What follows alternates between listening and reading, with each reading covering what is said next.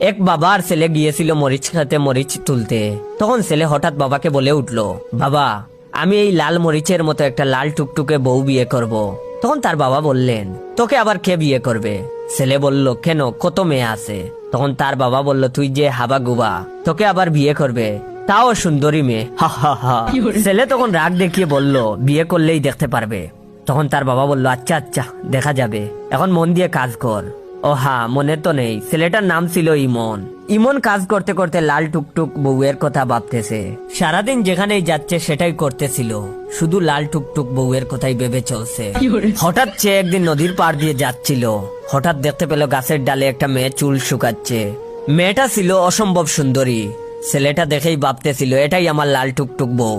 যখনই সে খুশি মনে তার কাছে যাবে কথা বলতে, এমন সময় মেয়েটা আস্তে আস্তে চলে গেল, আর কথা বলাই হলো না।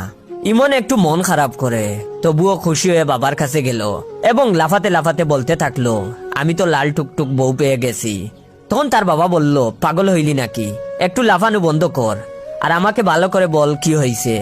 তখন ইমন বলল, বাবা আমি তো আমার লাল টুকটুক বউ পেয়ে গেছি, কি মজা কি মজা, তুমি বলছিলে আমি নাকি সুন্দরী বউ পাবো না, হা হা হা। তখন তার বাবা বলল, আচ্ছা আমাকে বল কোথায় পাইলি। তখন ইমন বলল, নদীর ধারে একটা গাছের ডালে বসেছিল, আর বলল, বাবা জানো না মেয়েটা অনেক সুন্দর। তখন তার বাবা বললেন, আচ্ছা আমাকে কালকে দেখাস। ইমন বাবাকে পরের দিন ঠিক একই সময় নদীর ধারে নিয়ে যায় এবং মেয়েটাকে দেখে বাবা অবাক হয়ে যায়, আর ইমনকে ওই মেয়ের সাথে বিয়ে দেওয়ার জন্য রাজি হয়ে যায়। ও হ্যাঁ, মেয়েটার পরিচয় দেই, মেয়েটার নাম হচ্ছে সাদিয়া। যাই হোক, ইমনের সাথে সাদিয়ার বিয়েটা হয়ে যায়। আজ ইমন আর সাদিয়ার বাসর রাত। ইমন তো অনেক খুশি। ইমন সাদিয়ার জন্য একটা লাল মরিচ নিয়ে এসেছে, তাকে উপহার দিবে বলে। সাদিয়া তো সুন্দর করে বসে আছে বউ সেজে। যাই হোক, ইমন লাল মরিচ সাদিয়াকে দিল আর তার অতীতের সব কথা বলল। বলার পর সাদিয়ার ঘুমটা তুলে মুখটা দেখে ইমন তো পুরাই অজ্ঞান। জানেন কি কেন ইমন বাসর রাতে অজ্ঞান?